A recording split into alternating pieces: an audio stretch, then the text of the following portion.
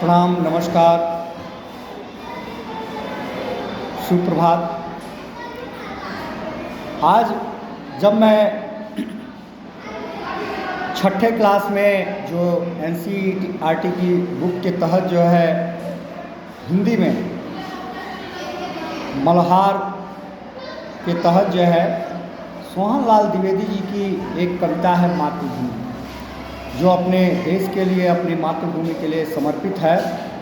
वो आज जब मैं पढ़ा रहा था तो मुझे याद आया कि वही सोहन लाल द्विवेदी जी हैं जो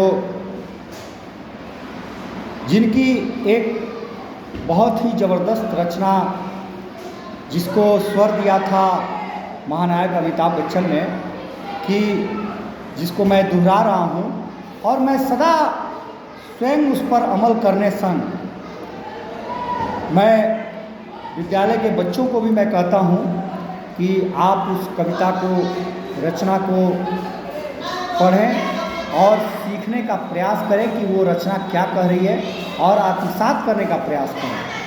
वो देखेंगे कि बहुत ही प्रेरणा वो देती है, वो रचना जो उनकी है। और जब हम ऐसे स्वतंत्रता के समय यानी कि गुलामी का जो वर्ष था, उस समय यह रचना की गई है,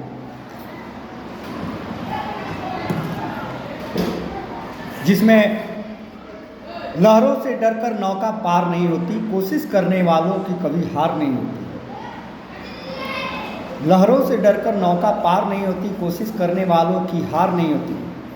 इसमें आगे वो लिख रहे हैं, जो कि हम अनुभव भी करते हैं, देखते भी हैं, कि नन्ही चींटी जब दाना लेकर चलती है, चढ़ती दीवारों पर 100 बार फिसलती है। मन का विश्वास रगों में साहस भरता है, चढ़कर गिरना, गिरकर चढ़ना न अखरता है। आखिर उसकी मेहनत बेकार नहीं होती, कोशिश करने वालों की कभी हार नहीं होती। ये चीज़ें मैं अपने वर्ग में बच्चों को भी मैं बतलाता हूँ। फिर आगे वो लिखते हैं, डुबकियाँ सिंधु में गोताखोर लगाता है, जा जा कर खाली हाथ लौट कर आता है। डुबकियाँ सिंधु में गोताखोर लगाता है, जा जा कर खाली हाथ लौट कर आता है। मिलते नहीं सहज ही मोती गहरे पानी में, बढ़ता दुगुना उत्साह इसी हैरानी में।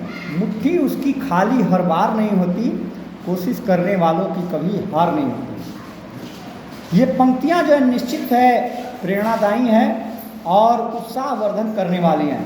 लास्ट में वो लिखते हैं, असफलता एक चुनौती है, असफलता एक चुनौती है, स्वीकार करो। क्या कमी रह गई देखो और सुधार करो। जब तक न सफल हो नींद चैन को त्यागो तुम, संघर्ष का मैदान छोड़ मत भागो तुम।